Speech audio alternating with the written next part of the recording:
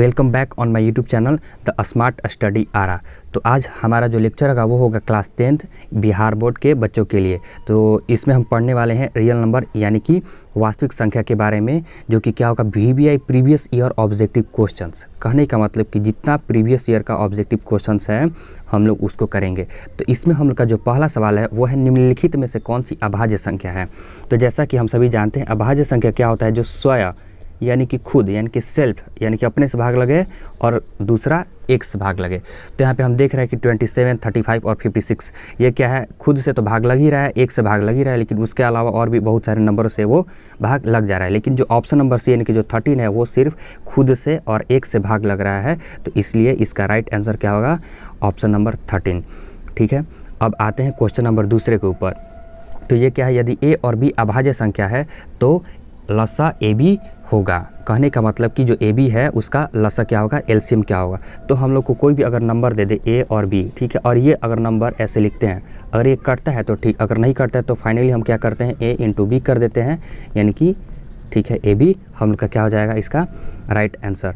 आते हैं अब हम लोग अपने क्वेश्चन नंबर तीसरे के ऊपर। तो क्वेश्चन नंबर तीसरा है कि निम्नलिखित में से कौन अपरिमेय नहीं है। तो देखते हैं यानी कि कौन परिमेय संख्या है ये हमें निकालना है। तो पहला जो ऑप्शन नंबर है वो क्या है, पाई है। तो पाई हम लोग का क्या होता है, एक अपरिमेय संख्या है। ठीक है, तो ये नहीं होगा। उसके बाद क्या है, √7 है, ये भी एक अपरिमेय संख्या है, तो ये भी नहीं होगा।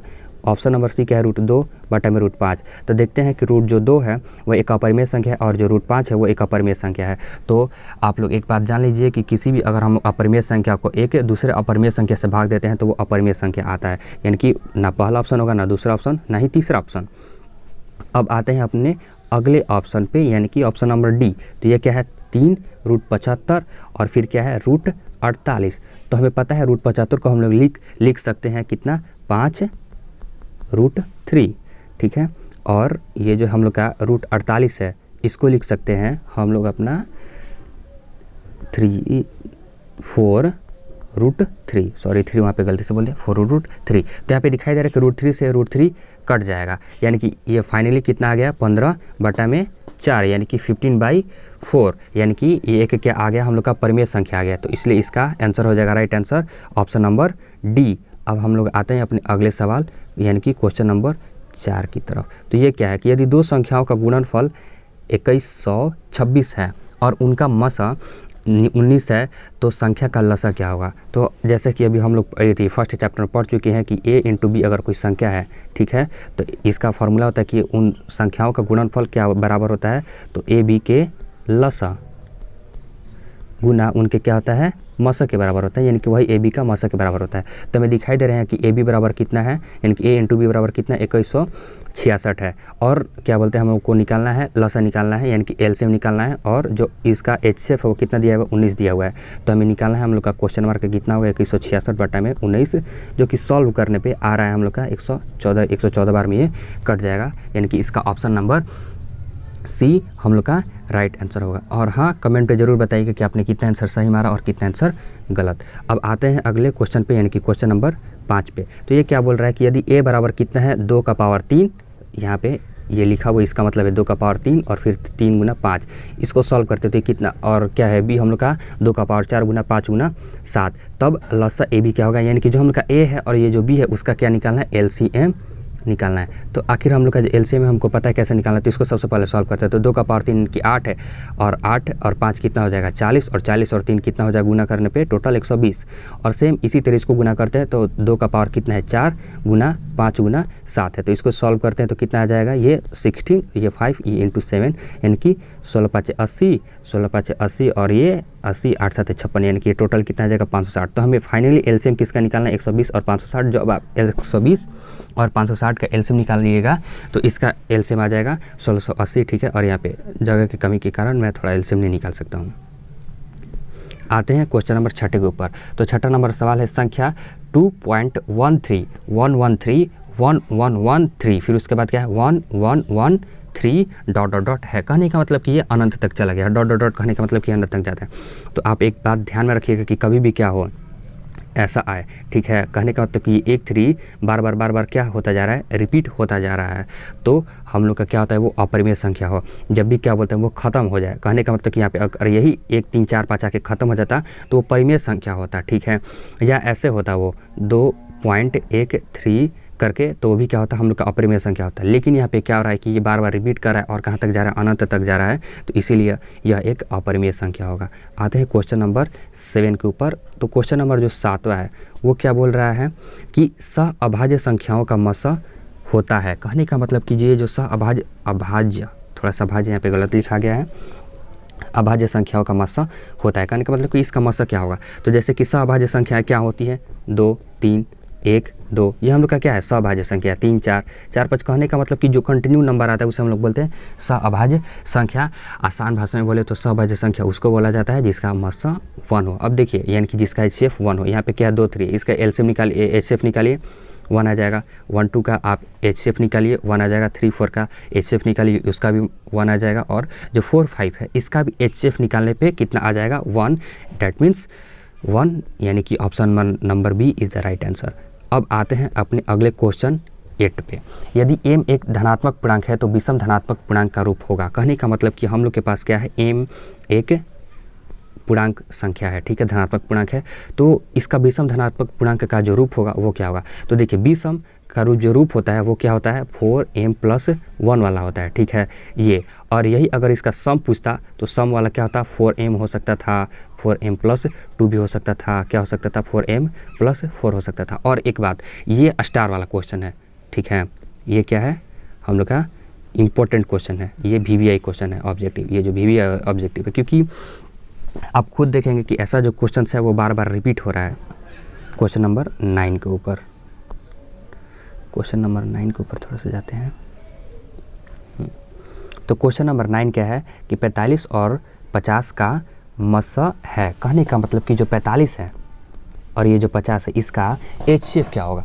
तो 45 और 50 का जब हम HCF निकालेंगे तो यहाँ पे 45 और यहाँ पे 50, तो ये एक बार में, और यहाँ पे 45 और यहाँ पे 5 आ जाएगा, और यहाँ पे कितना हुआ 45 ही, और यहाँ पे फिर 5 9 जा 45, यानी कि कितना आया इसका फाइनली HCF जो है वो कितना निकल के आया, ये 5। एक सेकेंड, थोड़ा सा ऑप्शन में यहाँ पे गलत हो गया है, यहाँ पे ये 1 नहीं होगा, यहाँ पे ऑप्शन नंबर डी इसको हटा दीजिएगा, ऑप्शन नंबर डी हम लोग का जो होगा राइट आंसर। अब आते हैं हम लोग अपने अगले क्वेश्चन यानी कि क्वेश्चन नंबर 10 के ऊपर। तो क्वेश्चन नंबर 10 क्या बोल रहा है कि 0.7 के इक्वल क्या होगा। हाँ, एक ये बात कि 0.7 के ऊपर ये सिर्फ ऐसा नहीं है, 0.7 के ऊपर ये रेकरिंग है। कहने का मतलब कि ये कहना चाहता है कि 0.77777 ये बार बार रिपीट हो रहा है, तो इसका क्या हो जाएगा, ऑप्शन नंबर 7/9, क्योंकि हमको पता है कि 7/9 है, इसको सॉल्व करने पे हम लोग का इतना मिलेगा, ये बार बार रिपीट करते जाएगा, यानी कि इसका ऑप्शन नंबर ए हम लोग का राइट आंसर हो जाएगा। आते हैं हम लोग अपने अगले क्वेश्चन यानी कि क्वेश्चन नंबर 11 के ऊपर। तो क्वेश्चन नंबर 11 क्या बोल रहा है कि π/3 है। कहने का मतलब कि π/3 क्या है, हम लोग का परिमेय संख्या है या अपरिमेय संख्या है या पूर्णांक संख्या है, और कोई भी नहीं, यानी कि ऑप्शन नंबर डी क्या बोल रहा है कि कोई भी नहीं, यानी कि इनमें से कोई नहीं है। तो हमें पता है कि किसी, एक बात याद रखिएगा कि किसी भी अगर हम लोग अपरिमेय संख्या को एक परिमेय संख्या से क्या करते हैं, डिवाइड देते हैं, यानी कि भाग देते हैं, तो हम लोग का आता है अपरिमेय संख्या। क्या आता है, हर वक्त अपरिमेय संख्या आएगा, ठीक है, क्या आएगा, अपरिमेय संख्या। तो इसका ऑप्शन यानी कि B is the right answer, अपरिमेय संख्या। अब हम लोग का नेक्स्ट क्वेश्चन क्या है कि 144 के अभाज्य गुणनखंड में 2 के घातक हैं। कहने को तो 2 के घातक निकालना है क्या, इसको हम लोग एलसीएम के रूप में लिख लेते हैं, एलसीएम निकालते हैं। तो ये कितना हो जाएगा, 2 7 14, 2 36 दूनी 72, और यहाँ पे 18, फिर 2 से 18 को करते हैं, दोनों 18, और यहाँ पे 3 3 जने। 2 के कितने घातक हैं, तो यहाँ पे 1 2 3 4, यानी कि 2 के कितने हुए, 4 हुए ना, यानी कि कितने इसके घातक हैं, 4 हैं। तो ऑप्शन नंबर सी हम लोग क्या होगा, राइट आंसर होगा। मैं बार बार कर रहा हूँ कि आप लोग इसे ज़रूर मेरे बनाने से पहले खुद से बनाइएगा और कमेंट में ज़रूर बताइएगा कि आपने इसमें से कितना क्वेश्चन सही किया। निम्नलिखित में से कौन अपरिमेय संख्या है। और देखिए एक बात याद रखिए, ये जो अपरिमेय वाला है ना टॉपिक, इसी से बार बार सवाल आ रहा है, तो अपरिमेय संख्या का बात ध्यान में रखिएगा। देखिए यहाँ पे थोड़ा सा मिस्टेक हो गया है, जो हमारे राइटर है उन्होंने गलत कर दिया है। यहाँ पे √17 है और उसी तरीके से यहाँ पे √100 है, यहाँ पे फिर क्या है √4 है, और फिर फाइनली क्या है √16 + 25 है। तो पहला ऑप्शन है रूट 17, ठीक है। तो पहला ऑप्शन है रूट 17, तो हम लोग का रूट 17 हो जाएगा क्योंकि रूट 100 का मान होता है 10, रूट 4 का मान होता है 2, रूट 16 का मान कितना होता है 4 और रूट 25 का मान होता है 5, यानी कि ये कितना आ जाएगा फाइनली 9 आ जाएगा। कहने का मतलब कि ये नहीं होगा, ये नहीं होगा, ये नहीं होगा। ये क्या पूछ रहा है कि इसमें से अपरिमेय संख्या कौन है ना, तो यानी कि ऑप्शन नंबर ए हम लोग का राइट आंसर हो जाएगा। आते हैं अगले क्वेश्चन पे, क्वेश्चन नंबर 14 पे। निम्नलिखित में से कौन सा अभाज्य संख्या है, तो फिर देखिए जस्ट अभी फिर अभाज्य संख्या वाला बात बोल दिया कि इसमें से अभाज्य संख्या कौन है, तो सीधे इसका डायरेक्ट राइट आंसर 41 हो जाएगा, ठीक है। इसमें कोई बड़ी बात नहीं है। आते हैं क्वेश्चन नंबर 15 के ऊपर, दो लगातार संख्याओं का मसा है। हाँ, वो बात वही हो गया। ये क्या बोल रहा है, अगर देखें तो ये इनडायरेक्टली रूप से बोल रहा है कि सहअभाज्य, ठीक है, दो लगातार संख्याओं यानी कि 1 2, ठीक है, 2 3 3 4, इनका आप HCF निकालिएगा तो 1 आता है, ठीक है। जस्ट अभी कुछ देर पहले इसका क्या बोलते हैं सॉल्व करके हम दिखा चुके हैं। निम्नलिखित में से कौन परिमेय संख्या, हमें परिमेय संख्या बताना है। तो यहाँ पे ये कितना है देखिए ऐसे लिखा हुआ है, ठीक है। कोशिश करेंगे कि अगले वीडियो में हम लोग ऐसा गलती ना करें। 1/में रूट 144, फिर नेक्स्ट क्या है 50/में 500, ठीक है। फिर उसके बाद कितना है रूट 32, फिर कितना है फिर कितना है 5/में रूट 5। तो हमें क्या बोल रहा है, अपरिमेय संख्या है ना। तो देख रहे हैं कि 50/√500 का ये अपरिमेय संख्या नहीं होगा, ठीक है। ये अपरिमेय संख्या होगा। रूट 32 भी हम लोग का अपरिमेय संख्या सॉल्व करने पे ये रूट में आएगा, ये भी अपरिमेय संख्या होगा। लेकिन 1/144 है, 1/144 की इसको सॉल्व करने पर कितना आ जाएगा 1/में कितना आ जाएगा 12। That means option number A हम लोग का क्या हो जाएगा राइट आंसर हो जाएगा। आते हैं हम लोग अपने अगले क्वेश्चन यानी कि क्वेश्चन नंबर 17 के ऊपर। किसी पूर्णांक p के लिए प्रत्येक सम पूर्णांक का रूप है। तो जस्ट मैंने अभी आपको ऊपर बताया था कि सम पूर्णांक का रूप क्या होता है 2p हो जाएगा, ठीक है। 2p + 2 हो जाएगा, 2p + 4 हो जाएगा। देखिए इसको कैसे समझना है, अगर हम p का मान कोई भी रखते हैं, यहाँ पे 1 रखते हैं या 2 रखते हैं, ठीक है। 1 रखें या 2 रखें तो 2 × 1 2 ही आता है, ठीक है। फिर 2 × 2 कितना आता है 4 आ जाता है, या इसमें भी रखें तो सेम वही बात होता है। कहने का मतलब कि ये फाइनली हम लोग का क्या देता है एक सम संख्या। तो इसलिए सम संख्या का रूप क्या होता है 2p होता है या 2p + 2 होता है। और हाँ इसका ऑप्शन नंबर डी हम लोग का क्या होगा राइट आंसर होगा। आते हैं क्वेश्चन नंबर 18 के ऊपर कि निम्नलिखित में किसका दशमलव प्रसार अशांत है, ठीक है। ये क्या बोल रहा है, हाँ आप लोग पढ़ेंगे अपने चैप्टर में शांत और अशांत, ठीक है। तो हम लोग कैसे आखिर जानते हैं कि कौन अशांत है और कौन शांत है। तो जिसका हम लोग पता है कि जो p/q होता है, ठीक है। अगर ये q है किसके रूप में 2 के पावर m और 5 के पावर n के रूप में रहता है तो हम लोग का क्या होता है वो शांत होता है। और अगर जो इसके रूप का नहीं होता है वो क्या होता है अशांत होता है। तो हम लोग का यहाँ पे देख लेते हैं बारी बारी इस ऑप्शन में कितना कितना है। एक है हम लोग का 50, एक सेकेंड, यहाँ पे कितना एक है हम लोग का 50। तो 50 को देखेंगे इसका कितना आ जाएगा 25, ठीक है। फिर 5 25, तो यानी कि ये हो सकता है, ठीक है। इसका दशमलव प्रसार क्या है शांत है, ठीक है। देखते हैं हम लोग का 243, ठीक है। 243 थोड़ा सा इस पर डाउट लग रहा है, ये हमको लगता है यही अशांत वाला ऑप्शन होगा, ऑप्शन नंबर बी। थोड़ा सा 16 को सॉल्व करके देखते हैं, तो कितना जाएगा 4, ये भी शांत होगा, ठीक है। ये कितना होगा 625 तो खैर हम लोग का 2 और 5 के मल्टीपल में आता ही है, ठीक है। स्पेशली 5 के मल्टीपल में यानी कि इसका ऑप्शन नंबर बी हम लोग का क्या हो जाएगा राइट आंसर हो जाएगा। तो फाइनली कहने का मतलब है कि आप ये जो 50 है 243 है 1600 है 625 है, इसका आप एलसीएम निकालिएगा तो आपको पता चल जाएगा। अगर वो सिर्फ किसके आता है रूप में 2, ठीक है, और 5 ग्रुप का आता है तो हम लोग का क्या हो जाएगा वो शांत हो जाएगा। और जो 2 और 5 ग्रुप का नहीं आता है वो फिर क्या हो जाएगा अशांत हो जाएगा। तो यहाँ पे हम लोग का जो ऑप्शन नंबर बी है, ठीक है, ये क्या बोल रहा है कि 2 और 5 ग्रुप का नहीं आ रहा है तो इसीलिए ये हम लोग का शांत हो जाएगा। ये क्या है क्वेश्चन नंबर 19 की एक अशून्य परिमेय। अशून्य परिमेय बोलने का मतलब कि जो शून्य ना हो, ठीक है, वो शून्य ना हो। और अपरिमेय संख्या का गुणनफल क्या होगा, कहने का मतलब कि एक हम लोग परिमेय संख्या ले लिए, चलिए मानते हैं हम लोग कितना पकड़ लिए 2 पकड़ लिए, ठीक है। और फिर एक अपरिमेय संख्या पकड़ लेते हैं, अपरिमेय संख्या कोई भी पकड़ लेते हैं, √3 पकड़ लेते हैं। गुना करने पे कितना है 2 √3 आता है। अच्छा आप ज़रा ये बताइए ये क्या है, एक परिमेय संख्या है या अपरिमेय संख्या है, तो ये एक अपरिमेय संख्या है। तो कहने वाली बात समझने वाली बात यहाँ पे ये है कि कभी भी किसी परिमेय संख्या को गुना करते किसके साथ अपरिमेय संख्या के साथ, तो वो फाइनली आंसर क्या देता है हम लोग का अपरिमेय संख्या, यानी कि इसका हमेशा क्या होगा एक अपरिमेय संख्या आएगा। तो इसलिए इसका ऑप्शन नंबर बी हम लोग का राइट आंसर हो जाएगा। आते हैं अपने अगले क्वेश्चन के ऊपर, यानी कि इसमें से क्या बोल रहा है कि निम्नलिखित में कौन परिमेय संख्या है। तो पहला है हम लोग का 2 - √3। आप अच्छा एक बात देखिए, 2 माइनस रूट 3 आप जब प्रूफ कर रहे होंगे, ठीक है, अपरिमेयता सिद्ध जब कर रहे होंगे तो आपको पता ही होगा कि 2 माइनस रूट 3 देखिए वो क्या होता है, हम लोग का एक अपरिमेय संख्या होता है। क्यों? क्योंकि कभी भी हम लोग एक अपरिमेय संख्या से किसी परिमेय संख्या को मतलब घटाते हैं, कहने का मतलब कि किसी परिमेय संख्या से अपरिमेय संख्या को घटाते हैं तो वो अपरिमेय आता है, ठीक है। रूट 5 भी हम लोग का क्या है, एक अपरिमेय संख्या है। लेकिन जो ऑप्शन नंबर सी है वो कितना है, 2 रूट 3 बटा में कितना है, रूट 3। तो यहाँ से दिखाई दे रहा है कि रूट 3 कैंसिल हो जाएगा। तो फाइनली हम लोग का इसके बराबर आया कितना, 2 आ गया। तो इसीलिए इसका ऑप्शन नंबर सी हम लोग का राइट आंसर हो जाएगा। ऑप्शन नंबर डी यहाँ से दिखाई दे रहा है कि कितना है, रूट 6 है, जो कि हम लोग का एक अपरिमेय संख्या है, ठीक है। क्वेश्चन नंबर देखते हैं 21। ये क्या है कि सबसे छोटी भाज्य संख्या और सबसे छोटी अभाज्य संख्या का मस्सक कितना होगा, यानी कि HCF निकालना है। किसका निकालना है, तो हमें निकालना है भाज्य संख्या का और अभाज्य संख्या का। और वो भी जो भाज्य संख्या होगा वो कौन सा होगा, तो सबसे छोटा वाला, और जो अभाज्य संख्या होगा वो क्या होगा, सबसे छोटा वाला। तो भाज्य संख्या कहने का मतलब कि जो भाग लगे, ठीक है, किसी से भाग लगे, सिर्फ 100 और क्या बोलते हैं 1 के अलावा क्या बोलते हैं वो बाकी सारे नंबर से भाग लगे। तो हमको पता है कि 1 ना तो भाज्य है ना अभाज्य है, 2 ये भी हम लोग का क्या होता है, ये अभाज्य संख्या होता है, क्योंकि ये सिर्फ अपने से और सिर्फ 1 से भाग लगता है। 3 भी का वही हाल है। अब आते हैं 4 के ऊपर। 4 के बारे में सोचते हैं तो ये देखते हैं कि 1 से भाग लगता है, 2 से भाग लगता है, ठीक है, फिर ये कितना खुद से भाग लगता है। तो इसलिए ये क्या है हम लोग का सबसे छोटा अभाज्य संख्या, भाज्य संख्या क्या हुआ, 4 हुआ। और जो सबसे छोटा अभाज्य संख्या वो क्या हुआ, 2 हुआ। तो इसका HCF बोल रहा है, यानी कि 2 और कितना 4 का जब हम लोग HCF निकालेंगे तो HCF इज इक्वल टू 2, यानी कि option number B is the right answer, ठीक है। अगर आपको कोई क्वेश्चन में डाउट है, ठीक है, तो आप क्या बोलते हैं कमेंट करके हमें बता सकते हैं, ठीक है, या हमें आप क्या बोलते हैं टेलीग्राम चैनल का लिंक दिया हुआ है डिस्क्रिप्शन में, वहाँ से आप ज्वाइन हो जाइए और बता दीजिएगा। तो क्वेश्चन नंबर 22 के पे आते हैं। तो क्वेश्चन नंबर 22 क्या बोल रहा है कि यदि 65 तथा 117 का मस्सक, कहने का मतलब कि जो हम लोग का संख्या दिया हुआ है वो कितना है, 65 है, और यहाँ पे कितना 117 है। इसका हम लोग अगर HCF निकालते हैं तो कितना आता है, इसके रूप का आता है। कहने का मतलब कि जो HCF निकल के आएगा, क्या निकल के आएगा, सॉरी यहीं पे करते हैं, जो HCF निकल के आएगा वो इसके बराबर होगा, ठीक है, यानी कि इसका HCF बराबर कितना, 65m माइनस 117।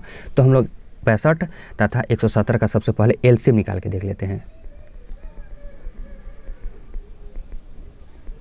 चलिए, तो 65 117 एक बार में 65 आया, 7 में से 5 गया 2, 11 में से 6 तो 5, और यहाँ पे 65, ठीक है, ज़रा करके देखते हैं, ठीक है। फिर यहाँ से एक बार में यहाँ पे कितना हुआ, 52, 5 में से 2 गया तो 3, 6 में से 5 गया तो 1, फिर उतरा यहाँ पे कितना 52, ठीक है। तो यहाँ पे ये 4 बार में कट जाएगा। तो फाइनली इसका जो HCF है वो कितना आ रहा है हम लोग का, इसका जो HCF आ रहा है वो कितना आ रहा है, 13, ठीक है। या थोड़ा सा रखिएगा कि इसका HCF कितना आ रहा है, 13 आ रहा है,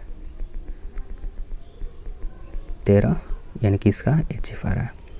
अब ज़रा देखते हैं, ठीक है। तो हम लोग का क्या हुआ, अगर देखें तो 13 बराबर कितना हो जाएगा, 65m माइनस 117, क्योंकि मैंने अभी जस्ट कुछ देर पहले आपको बताया था कि इसका जो HCF है वो क्या है, इसके रूप के बराबर है। तो यहाँ पे करेंगे तो यहाँ पे 13 प्लस कितना आ जाएगा, 117, इनको जोड़ देते हैं। इनको जोड़ने पे कितना आएगा, 7 3 10, यानी कि टोटल देखें तो 130 बराबर कितना, 65m। यहाँ पे m का मान कितना आ जाएगा, 130 बटा में 65, कटाते हैं तो हम लोग का कितना आ जाएगा, इसको कटाने पे 2 ना, कितना बार में जाएगा, 2 ही बार में जाएगा। चलिए, तो इसका ऑप्शन नंबर बी, यानी कि ऑप्शन नंबर बी यानी कि 2 इज़ द राइट आंसर। आते हैं अगले सवाल, यानी कि क्वेश्चन नंबर 23 के ऊपर। तो 2, 10 और 20, ठीक है, कि लसा और मसा का अनुपात है। कहने का मतलब इसका LCM और HCF का अनुपात क्या होगा। तो सबसे पहले हम लोग निकालते हैं इसका LCM, ठीक है, 2, 10, ठीक है, 20, ठीक है। ऐसा भी क्वेश्चन बहुत आ रहा है, ये भी हम लोग का क्या है, VBI क्वेश्चन है, याद रखिएगा। 1, 5, 10, ठीक है, फिर 5 से भाग देते हैं इसको, 1, 2। तो यहाँ पे LCM सीधे डायरेक्ट निकालते हैं, 5 दूनी का 10 और 10 दूनी का 20, ठीक है। इसका HCF निकालते हैं, तो HCF देखिए 2 से 20 कट जाएगा पूरा, कितना बार में, 10 बार में, फिर उतरा 2, फिर 10 गया, फिर कितना बार में, 5 बार में ना, 10 गया। तो कितना आया, इसका 20 आया और 2 आया। तो एक बात ध्यान रखिएगा, ये सवाल क्या बोल रहा है कि लसा और मसा का अनुपात होगा ना, तो यानी कि पहले लसा का मान लिखना है। तो लसा कितना है, 20 है, और ये फिर मसा कितना है, 2 है, यानी कि ऐसे, ठीक है, 20, ठीक है, अनुपात 2, यानी कि 20 बटा 2, ठीक है। तो ये कितना आ जाएगा हम लोग का, 10 बटा में 1 ना, यानी कि 10 अनुपात 1 हम लोग का क्या होगा, फाइनल आंसर होगा, यानी कि हम लोग का 23 का option number B is the right answer. आते हैं क्वेश्चन नंबर 24 के ऊपर। तो 1 से 100 तक की सभी प्राकृतिक संख्याओं का, यानी कि प्राकृत संख्याओं का योग क्या होगा। ठीक है, 1 से 100 तक जितना भी हम लोग का प्राकृत संख्या होता है उसका योग क्या होगा। तो प्राकृत संख्याओं का योग निकालने के लिए फॉर्मूला होता है हम लोग का, फॉर्मूला आप लोग बचपन में पढ़े होंगे, n+1 बटा में 2। ठीक है, तो यहाँ पे n का मान कितना होगा, ठीक है 1 होगा, 1 होगा या 100 होगा, 100 होगा ना, 100। ठीक है, फिर क्या होगा यहाँ पे 100 + 1 बटा में कितना 2। ठीक है, यहाँ